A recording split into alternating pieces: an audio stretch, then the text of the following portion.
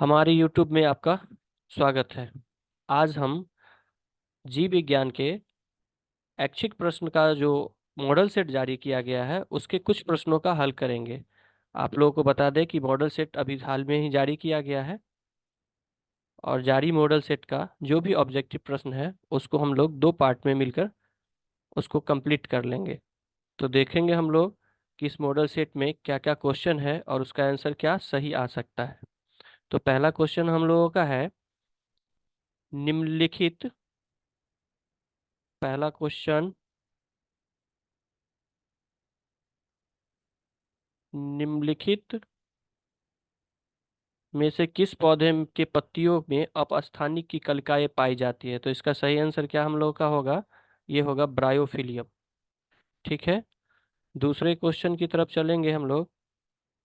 दूसरे क्वेश्चन में देखेंगे कि इसमें पूछा गया है निम्नलिखित में से किन जीवों में अर्धसूत्री विभाजन युग्मक के निर्माण में नहीं होता है। तो इसका सही आंसर जब हम लोग देखेंगे तो इसमें आंसर आएगा ए, अगुणित जीव। जो अगुणित जीव होते हैं उनमें अर्धसूत्री विभाजन नहीं होता, उनमें कैसा विभाजन होता है, समसूत्री विभाजन। तो इसका आंसर क्या हो जाएगा, ए हो जाएगा। तीसरे क्वेश्चन की ओर चलते हैं हम लोग। तीसरे क्वेश्चन में बोर्ड मॉडल का ये जो क्वेश्चन है बड़ा अच्छा सा क्वेश्चन सेटिंग करने वाले हैं, बड़ा अच्छा किए हैं। तो इसमें तीसरा क्वेश्चन है निम्नलिखित में से कौन असत्य कथन है। तो इसमें देखिए सभी कथनों में सब सत्य कथन है, लेकिन पहला ऑप्शन जो दिया गया है निषेचन के पश्चात बीजांड में बीज बनते हैं, यही असत्य है। क्योंकि इसमें बीजांडसन के बाद बीज नहीं बनते हैं, बनता क्या है, भ्रूण बनता है। इसलिए यह क्वेश्चन का आंसर असत्य कथन के अनुसार ए ऑप्शन आपका सही है। चौथे क्वेश्चन पे हम लोग चलेंगे।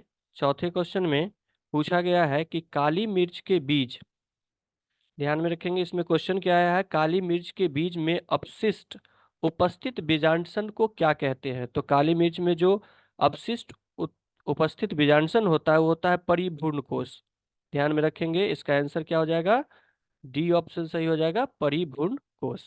ठीक है, अब पांचवें क्वेश्चन में पूछा गया है निषेचन के पश्चात अंडाशय की दीवार किसमें विकसित हो जाती है। तो सही आंसर होगा फल भित्ति, जिसको अंग्रेजी में हम लोग बोलते हैं पेरिकार्प।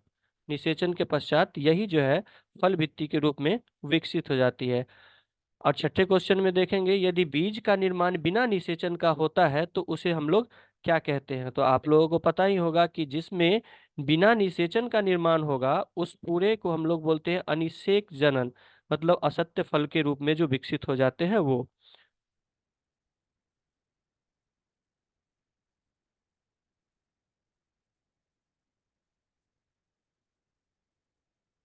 सातवें क्वेश्चन में हम लोग देखेंगे परागकण जीवाश्म के रूप में अच्छे से संरक्षित होते हैं, क्योंकि आपको पता ही होगा कि परागकण क्यों अच्छे से संरक्षित होते हैं। उसका एक कारण ये भी है कि उसका बाह्य चोल जो बना होता है वो एस्पोरिलीन का बना होता है। ऑप्शन बी में आप देख रहे होंगे कि बाह्य चोल क्या है, एस्पोरिलीन का बना हुआ है, और इसके कारण ही परागकण जीवाश्म की तरह हम उसको सुरक्षित रख सकते हैं। ठीक है, तो ऑप्शन इसका क्या हो गया, बी ऑप्शन हो गया। अगले क्वेश्चन में चलेंगे हम लोग। अगला क्वेश्चन 8 नंबर, निम्नलिखित में से कौन सा कोशिका अगुणित नहीं है। तो आपको पता ही होगा कि अगुणित कोशिका कौन सा नहीं होता है। तो शुक्राणु की कोशिका अगुणित होती है, अगुणित होती है, सॉरी अगुणित होती है। तो इसका सही आंसर क्या हो जाएगा, शुक्राणु जनन कोशिका, ये अगुणित नहीं होती है। ठीक है, उसके बाद हम लोग 9वें नंबर क्वेश्चन में चलेंगे। इसमें क्वेश्चन आप लोगों के मानव जनन से संबंधित क्वेश्चन पूछा गया है, गोनोट्रोपिक रिलीजिंग हार्मोन का स्रावन कहाँ से होता है। तो आपको पता होगा कि इसका सही आंसर प्यूटिट्री ग्रंथि होता है, जिसमें यहाँ दिया गया है पश्च प्यूटिट्री ग्रंथि, यानी पीयूष ग्रंथि इसका सही आंसर है।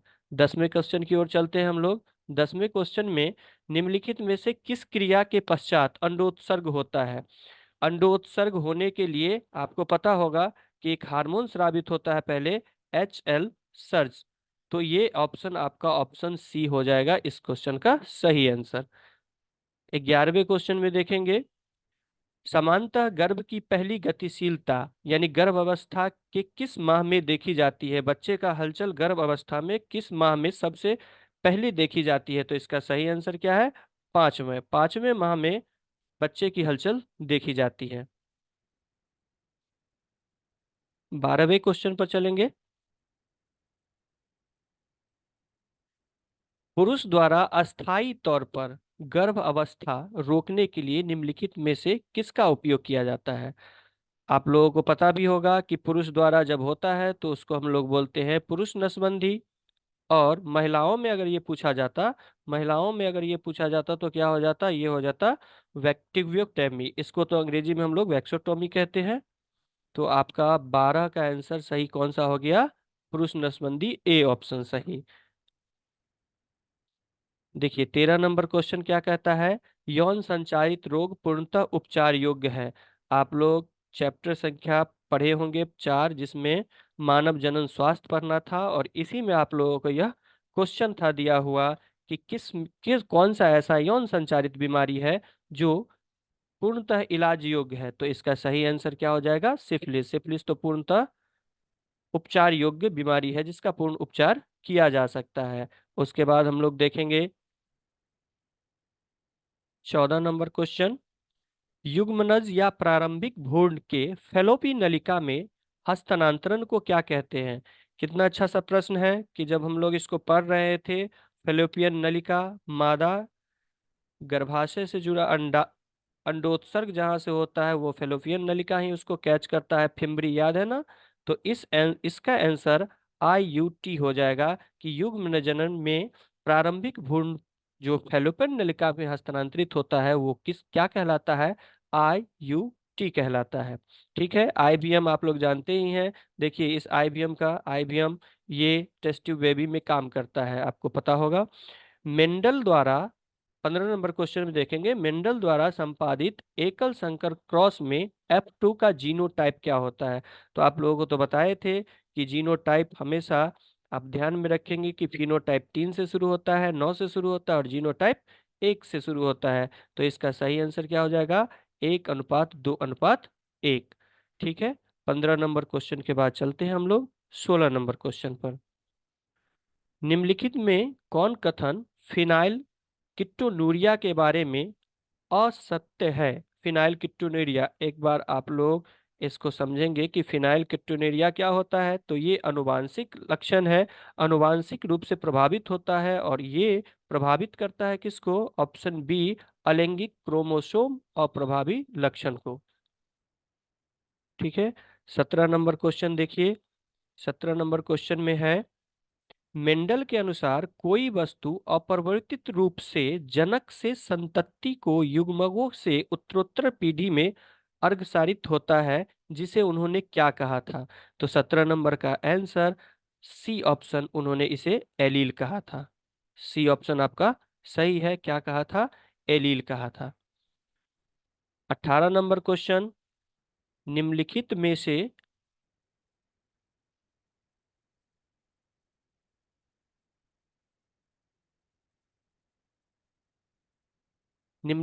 से किस में XO यानी नर का लिंग निर्धारण क्रिया विधि होता है? तो इसका सही आंसर क्या हो जाएगा? XO आप जानते हैं कि X क्रोमोसोम के कारण, XY जो मनुष्य में क्रोमोसोम नर में होते हैं उसके कारण, तो X जब मिलेंगे तो नर का लिंग निर्धारण होगा। तो इसका आंसर क्या हो जाएगा? मनुष्य।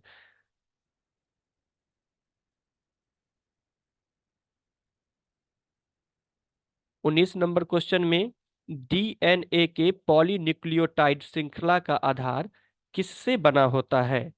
तो DNA का जो पॉलीन्यूक्लियोटाइड श्रृंखला का आधार होता है वो फॉस्फेट और क्षार का बना होता है। फॉस्फेट और क्षार, ऑप्शन बी इसका सही आंसर। इसके बाद हम लोग अगला प्रश्न देखेंगे, 20 नंबर।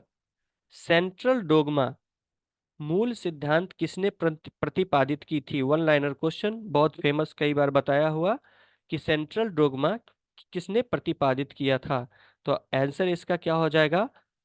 Francis Crick. यहाँ सिर्फ क्रिक ऑप्शन दिया हुआ है, इसका सही आंसर क्या हो जाएगा? फ्रांसिस क्रिक।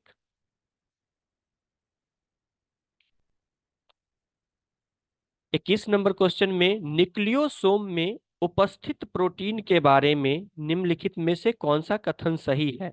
अब न्यूक्लियोसोम है और इसमें उपस्थित प्रोटीन कौन सा होता है, तो इसमें प्रोटीन नन हिस्टोन होता है। तो ऑप्शन क्या हो जाएगा, ऑप्शन ए राइट आंसर।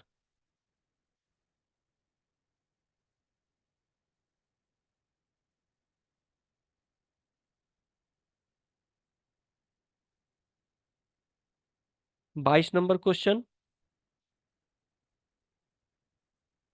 रूपांतरित सिद्धांत का जीव रासायनिक प्रकृति का पता किसके द्वारा लगाया गया था। तो इसमें आप आंसर देंगे रूपांतरित सिद्धांत में जीव रासायनिक प्रकृति, एवरी, मैक्योड और मैककार्टी। ऑप्शन सी सही आंसर है। ये तीनों वैज्ञानिक रूपांतरित सिद्धांत का जैव रासायनिक प्रकृति में पता लगाए थे।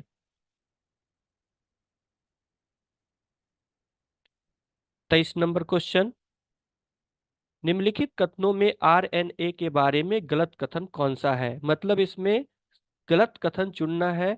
तो गलत कथन चुनने में हम लोग सबसे पहले देखेंगे, आपको पता ही होगा कि आरएनए में यूरेसिल होता है, ये सही कथन है। आरएनए टीएमबी, टीएमबी यानी टबैको मेजोको वायरस, इसमें अनुवांशिक पदार्थ आरएनए रहता है। और आरएनए के प्रत्येक न्यूक्लियोटाइड में O2OH समूह उपस्थित रहते हैं, लेकिन आरएनए के एक पॉलीन्यूक्लियोटाइड श्रृंखला का बना नहीं होता है। ये किसका बना होता है, न्यूक्लियोटाइड का बना होता है। तो पॉलीन्यूक्लियोटाइड इसका गलत आंसर हो गया। तो इसका क्वेश्चन के अनुसार सही आंसर क्या हो गया, ए ऑप्शन।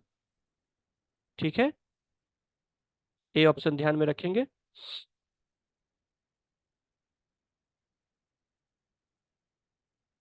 आते हैं हम लोग 24 नंबर क्वेश्चन पर। डीएनए के प्रतिकृति में एक लड़ी असतत प्रतिकृति होती है जिसके खंडों को कौन जोड़ता है। तो इसके खंडों को जोड़ता है प्राइमेज। डीएनए के प्रतिकृति को एक लड़ी में असतत मतलब लगातार जोड़े रखता है, वो प्रतिकृति कौन होती है, वो होता है प्राइमेज। ऑप्शन सी आपका सही आंसर है।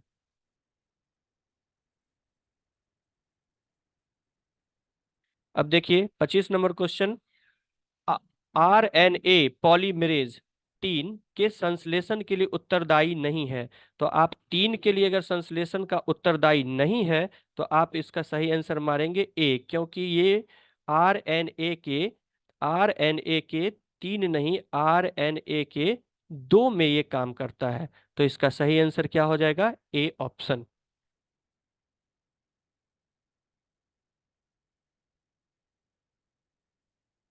26 नंबर क्वेश्चन, दमनकारी प्रोटीन लेक ऑपेरन में कहाँ बंधता है। लेक ऑपेरन में कहाँ बंधता है, इसका सही आंसर होना चाहिए नियामक जीन। तो ऑप्शन डी आप सही करेंगे, नियामक जीन दमनकारी प्रोटीन वहीं बनता है। उसके बाद 27 नंबर क्वेश्चन देखिए, समजातीय संरचना किस प्रकार के विकास को दिखाती है। समजातीय संरचना, इसमें सही आंसर हो जाएगा आपका अभिसारी। अगर विजातीय होता या असमजातीय होता तब इसका सही आंसर होता ए, लेकिन इसमें क्या है, समजातीय संरचना। तो इसका आंसर क्या हो जाएगा, बी सही, अभिसारी।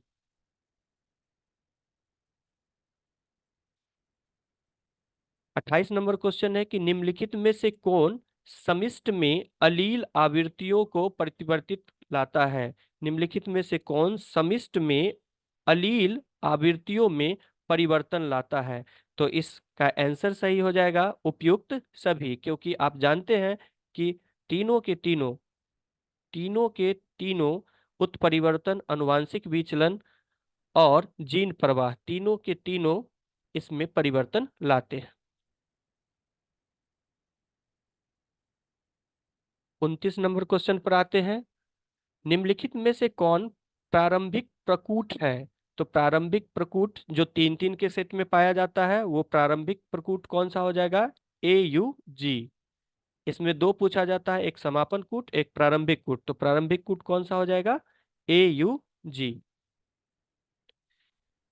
चलिए 30 नंबर प्रश्न पे चलते हैं। 30 नंबर में कहा गया है कि निम्नलिखित में से कौन सी बीमारी जीवाणु द्वारा होती है। आप लोगों को पता होगा ही, बहुत प्रसिद्ध क्वेश्चन है कि जीवाणु से होने वाली बीमारी कौन है, टाइफाइड, जिसमें कौन सा अंग प्रभावित होता है, आंत अंग प्रभावित हो जाता है। तो इसका सही answer A option, typhoid. 31 number question में हम लोग चलते हैं। 31 नंबर क्वेश्चन है कि निम्न में से कौन आरएनए दूत या आरएनए का पूर्ववर्ती है। तो इसमें सही आंसर होगा कि आरएनए के दूत या पूर्ववर्ती दोनों पूछता है। तो इसमें सही आंसर आपका होगा विषामांगी केंद्रीय आरएनए। ये उसके दूत का काम करता है, यानी मैसेज पहुंचाने का काम करता है, जो पूर्ववर्ती रूप में भी रहता है। 32 नंबर क्वेश्चन पे चलते हैं कि निम्न में से कौन कोशिका रोगाणु का भक्षण नहीं करते हैं। तो आपको ध्यान में होगा कि कोशिका में जो भी रोगाणु उपस्थित होते हैं उसके भक्षण में बृहत भक्षाणु काम करता ही है, न्यूट्रोफिल्स भी और मोनोसाइट भी। तो कौन नहीं करता है यहाँ प्रश्न में पूछा गया है। तो इसका सही आंसर क्या हो जाएगा, RBC. RBC, red blood corpuscles, ये कार्य नहीं करता है। चलिए हम लोग चलते हैं अब 33 नंबर क्वेश्चन पे। निम्नलिखित में प्रतिरक्षा अणु के बारे में असत्य कथन कौन है। तो प्रतिरक्षा अणु में 4 पॉलीपेप्टाइड श्रृंखला बनती है, ये सही है। प्रतिरक्षा में 2 लघु एवं 2 दीर्घ श्रृंखलाएं बनती है। प्रतिजन बंधन में स्थल प्रतिरक्षी अणु दीर्घ श्रृंखला में होते हैं, ये ऑप्शन गलत है आपका। तो ऑप्शन कौन सा गलत हो गया, ऑप्शन आपका सी नंबर ऑप्शन आपका गलत हो गया। इसमें कौन सा ऑप्शन गलत हो गया, ये सी नंबर ऑप्शन आपका गलत हो गया, ये गलत ऑप्शन है। ठीक है, अब नेक्स्ट क्वेश्चन देखेंगे हम लोग। Question number 34। निम्नलिखित में कौन पौधे मॉर्फिन का स्रोत हैं। तो मॉर्फिन जो प्राप्त होता है वो मॉर्फिन हम लोगों को पेपेवर सोमनीफेरस, ये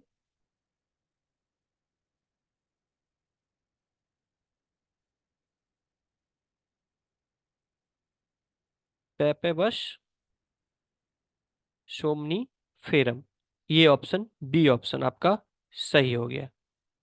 ठीक है, और आज के सेट का लास्ट क्वेश्चन देखते हैं, 35 नंबर क्वेश्चन। ये 35 क्वेश्चन अति आवश्यक है जो आप लोग जरूर ध्यान में रखेंगे। निम्नलिखित में से किस बीमारी का संक्रामक रूप जीवाणुजन्य है। अगर इसको जीवाणु समझ के मारेंगे तो गलत हो जाएगा। इसका सही आंसर होगा एस्पोरोजाइट, पूछ कहा जा रहा है। एस्पोरोजाइट होता कौन सा है, मलेरिया। तो इसका सही आंसर क्या हो गया, मलेरिया। 35 क्वेश्चन के बाद हम लोग अगले 35 क्वेश्चन में फिर पुनः मिलेंगे और आपको वो भी 35 क्वेश्चन कंप्लीट करा दिया जाएगा। तब तक के लिए जय हिंद।